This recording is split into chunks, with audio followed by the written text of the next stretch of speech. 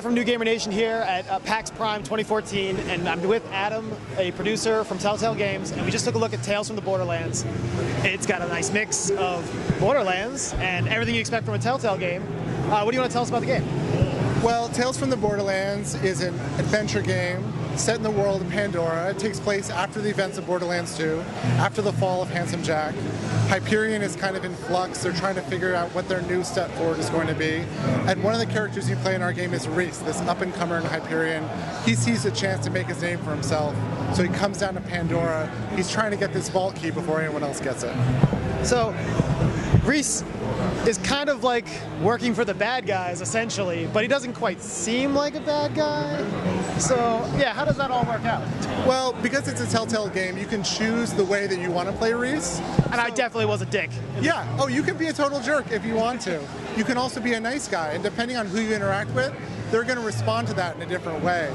If you're down on Pandora and you're nice all the time, people are going to act very confused because no one's nice. No one's nice. So sometimes it might play to your favor, but other times it might backfire on you. So with the 30-minute demo in there, one of the things like, oh, hey, grease ball or grease head. Grease face. Grease face, yeah, Grease yeah. face. And then like you get some interesting dialogue choices based on what you choose. Right.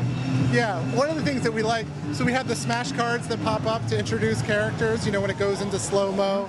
And so for Rudiger, he's a bandit that you interact with. If you call him Greaseface to his face, when we introduce him with his title card, instead of his name, it pops up Greaseface. It's always unique. I always love how, you know, Gearbox makes those interesting name cards when you meet somebody. And that's one of the things I really love, is that you completely capture everything from a Gearbox Borderlands game in this, and it's so seamless. It's really gorgeous. You guys are really known for telling these epic tales, and you know, it's going to be an episodic game again. That's right. And it's like, what do people expect? It's just so much to imagine. Yeah, it's really interesting because it's definitely a tonal departure from the stuff that we're known for over the past couple years. It's going to be big. It's going to be fun. We have a lot of characters to play with from Gearbox, from other Borderlands games.